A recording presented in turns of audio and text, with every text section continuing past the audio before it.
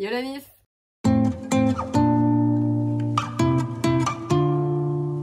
J'espère que vous allez bien. Bienvenue dans la deuxième vidéo de l'univers des conventions. On est actuellement le 16 janvier. Bonne année! Dans cette vidéo, on va parler des conventions virtuelles. Je vais vous expliquer ce que c'est, le genre d'extra qu'on peut y trouver contrairement aux conventions physiques. Mais on va aussi parler de tout ce qui est organisme. Quels organismes existent en France, du moins ceux que moi je connais. Quel organisme fait des conventions sur quel thème. Et ensuite des réseaux sociaux à suivre si jamais vous avez envie de faire des conventions. Voilà. Donc pour commencer, qu'est-ce que les conventions virtuelles ? Donc les conventions virtuelles, c'est le même principe que les conventions réelles. La différence, c'est que du coup, c'est organisé sur Zoom, tout simplement à cause du Covid. Tout le monde attendait le retour des conventions. Le principe des conventions virtuelles a été instauré, ce qui a permis d'attendre les conventions en rencontrant des acteurs qui ne font pas de conventions ne font pas de conventions physiques. Ça a aussi permis à plein d'acteurs de se rendre compte que les conventions, c'était quand même vachement cool. Et du coup, de pouvoir se projeter sur des conventions physiques pour la fin du Covid. Du coup, pour les conventions virtuelles, il y a 4 types d'extras seulement. Ça va être le one-on-one. Les one-on-one, c'est généralement 3 minutes avec un acteur, juste le fan de son côté de l'écran, l'acteur de son côté de l'écran, et le modérateur / traducteur aussi de son côté de l'écran. Du coup, le traducteur, généralement, il va juste couper sa caméra pour donner plus d'intimité, donc ça c'est plutôt chouette. On a l'impression qu'il n'existe pas, à part quand il nous dit « Il y a 3 minutes sont terminées, on va faire une photo ». Après chaque extra que je vais présenter là, il y a généralement un selfie, autant dire un screenshot, qui est pris pour garder un souvenir de ce moment-là. On a aussi les 3-on-1, donc c'est le même principe que les 1-on-1, mais à 3. Partez du principe de toute façon qu'il y a toujours le modérateur / traducteur dans le lot. Mais du coup là c'est 3 fans avec l'acteur. Les one-on-one ça dure 3 minutes et là pour le coup vu qu'il y a 3 personnes ça dure 5 minutes. Donc en gros ça va être 3 fans, généralement qui se connaissent, qui vont rencontrer un acteur ou une actrice avec le modérateur en plus. On a ensuite les meetings. Les meetings, comme j'avais dit dans ma dernière vidéo, c'est le même principe en fait. Ça va être plein de fans, mais au lieu que c'est dans une seule pièce, ce sera dans une salle sur Zoom.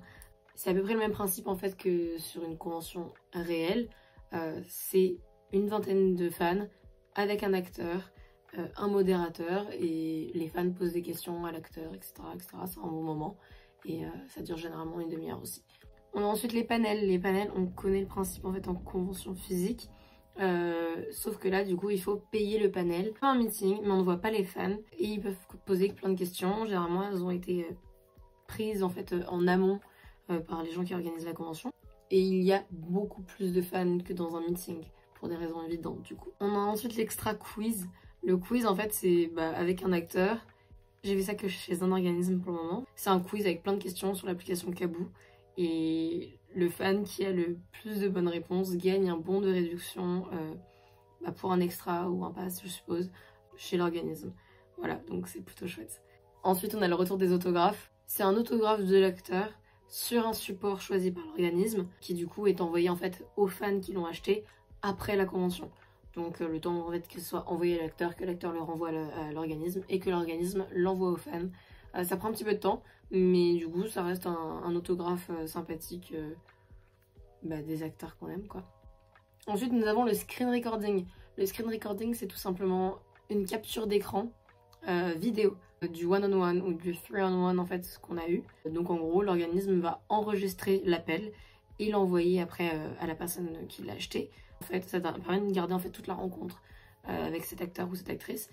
Parce que à savoir en fait on n'a pas le droit d'enregistrer ou de prendre de photos nous-mêmes lors d'une convention virtuelle.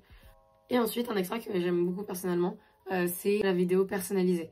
La vidéo c'est une vidéo donc adressée directement de l'acteur à la personne qui est fan, donc la personne qui a acheté l'extra ou alors ça peut être un cadeau. Par exemple ma meilleure amie m'avait pris une vidéo personnalisée avec Fable Stewart pour mon anniversaire. Donc c'est elle qui l'a prise mais c'était pour moi. Parce qu'en fait tu envoies une espèce de paragraphe à l'organisme disant ce que tu veux en fait avec la vidéo. Ce qui est transféré à l'acteur et l'acteur fait la vidéo. La vidéo ça peut durer entre 20 secondes et je suppose 100 minutes. Je pense que ça ne durera jamais vraiment 5 minutes. Je pense que ça peut être assez long. Je pense que le plus long qui est le plus fréquent, ça doit être environ 2 minutes. Et comme je l'ai déjà dit, à la fin de chaque extra du style one-on-one, three-on-one, les meetings ou les jeux interactifs, il y a toujours un screenshot qui est pris à la fin. Voilà, de tout le monde. Du coup, là c'est le moment de parler des différents organismes. Je vais présenter des organismes de convention qui sont principalement en France. Il y en a certains qui font aussi des conventions à l'étranger, mais leur pays principal c'est la France. Donc c'est des organismes français, tout simplement parce que j'en ai pas encore fait à l'étranger. J'en connais, j'ai des passes pour certaines conventions à l'étranger, mais j'ai encore jamais testé. Donc je préfère parler de quelque chose dont je suis sûre. Pour info, je vous mettrai dans la barre de description, je vous mettrai tous les sites internet et les réseaux sociaux en fait de chaque organisme que je présente. Comme ça, vous pouvez vous rediriger directement en fait sur les sites ou sur les réseaux sociaux. Bon, je pense que ça se voit un peu, mais du coup, on n'a pas du tout la même luminosité. Tout simplement parce que j'ai eu pas mal de problèmes avec mon téléphone, avec lequel je filme, et mon ordi, sur lequel il y a tout ce que j'ai noté sur mes vidéos. Après toutes ces péripéties, nous revoici, nous revoilà. Donc pour commencer, en fait, on va avoir Ultime Events. Ultime Events, c'est un organisme de convention qui est plutôt grand en France. Donc ils ont fait des conventions sur 300, Teen Wolf, The Vampire Diaries, La Casa des Papel et sur Elite.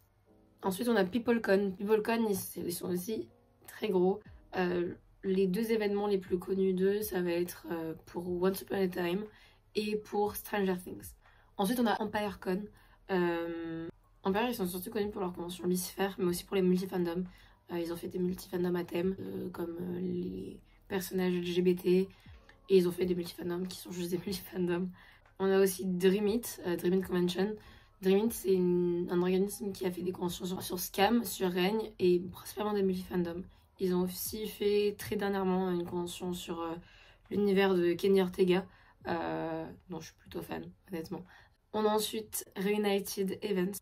Reunited Events, c'est anciennement Royal Events. Ils ont fait des événements sur 300, Teen Wolf et Carmilla. En fait, ils sont partis pendant un mois. En fait, elles viennent de revenir. Il y a déjà un événement annoncé pour une convention de Teen Wolf.